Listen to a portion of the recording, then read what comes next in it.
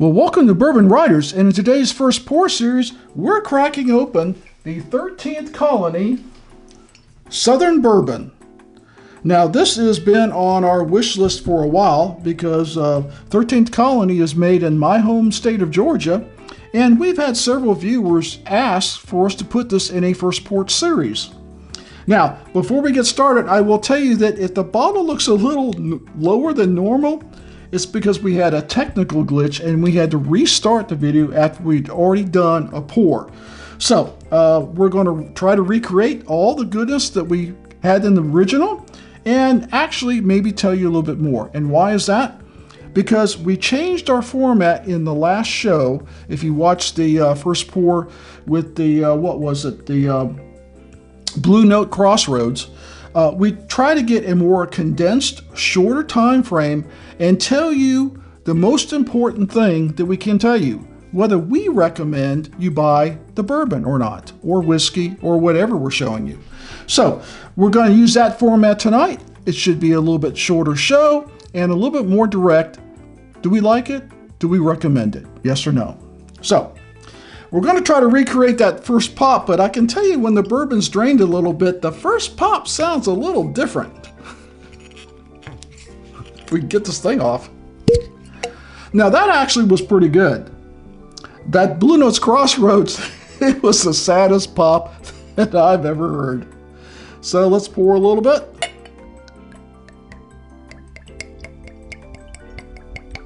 A little bit of chugging going on. I found that you get less chugging nose the further the whiskey goes down the bottle, which is a shame because I love that sound. So, I don't know a whole lot about this particular bourbon. You can go to 13th Colony, and that's the numbers 13th Colony Distillery.com, and you can read all about the different varieties of bourbons and whiskeys they have. This is our first one in this distillery, and we're hoping it's good because they are in my home state, right? So, our new rating system. So let me explain that before we get into it. It's more of a recommendation system. We've got a 5-tier system that basically says whether we think you should buy it right now. It means stop the video and go to the store and buy it. Whether it should be your next purchase. We think like, yeah, next time you go to your local bottle shop, get this bourbon. Or you should wait for it to go on sale because we think it's good, but it's not that good. Get it when you can save some money. And then fourth, borrow it from a friend because we're not sure you're going to like it, and maybe you should taste it before you invest any money in it. And then 5, absolutely, we're telling you don't buy it. Drink it only if it's free. So a 5-tier system is how we're going to rate all our bourbons and whiskeys going forward for our first pour channel. So let's get started. We always like looking at the color, right? That hasn't changed. Wow, that is a dark amber, almost with a reddish glow to it. That's some dark looking whiskey. It's great looking though. All right, let's see what the nose thinks.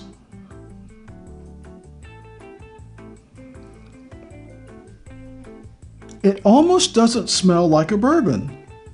Well, clearly it says Southern Bourbon. Maybe the southern portion of it, maybe they do it a little differently in, I think it's Americus, Georgia. They distill this. It's got a fruity note to it, less of the typical molasses brown sugar, a sweet fruit note,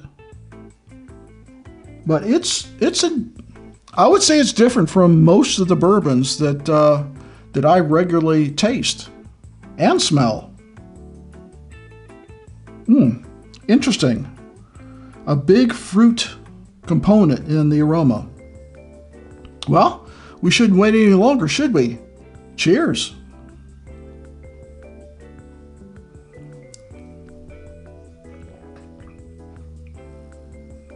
Oh my.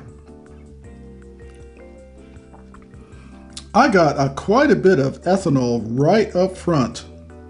Now it's this label is hard to read, and PSA, they've actually changed their labels now. The labels look more like their double oaked bourbon that they came out last year. It's similar, and I can tell you the labels are easier to read. These labels are this is 95 proof. But the first thing I tasted, and this is not my first bourbon of the day, was the proof, which is unusual. Normally, it's always a part of, but the first thing? So let's take a second sip, because I didn't really get much else. Some sweetness, it was like proof and sweetness, and then it was gone.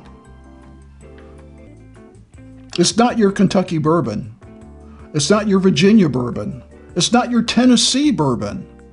It's none of those.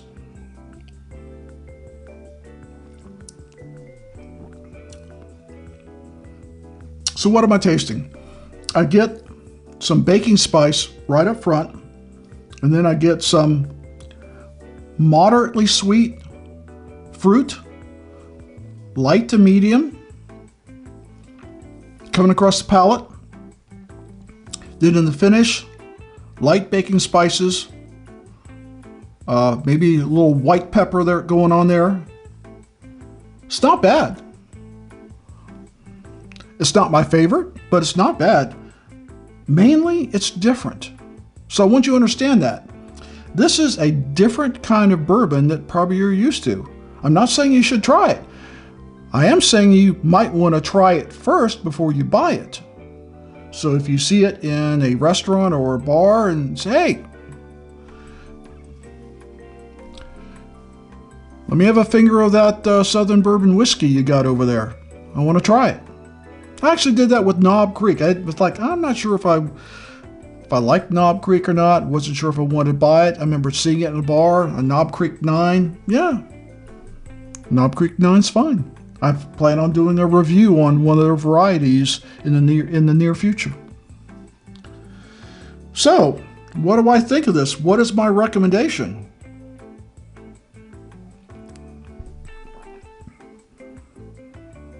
Well, if nothing here on the Bourbon Writers channel, we're honest about the taste.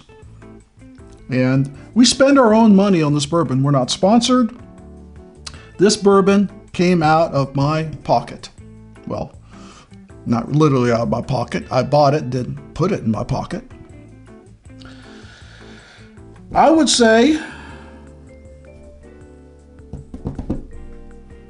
borrow it from a friend, level 4. And the reason I say that is because I say I like a lot of bourbons, and most bourbons I'll tell you, like, yeah, I'm happy I bought it. In some cases I would buy it again, and in some cases it's my favorite. I've already bought that bourbon again. So borrow it from a friend, and if you like it, then absolutely go out and buy it. These bottles are, I'll give you a price below what I paid for it. I generally remember being the low 30s, so it's a good value. If you like it, I'm sure it's a good bourbon, but it is a different style of bourbon.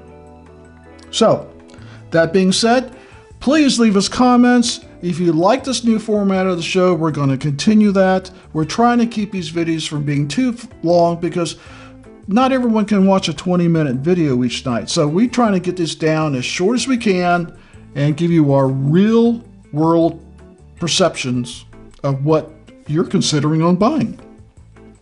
So please like this video and subscribe if you want to see more content. And as always, never drink and drive. Please drink responsibly, and we'll see you next time.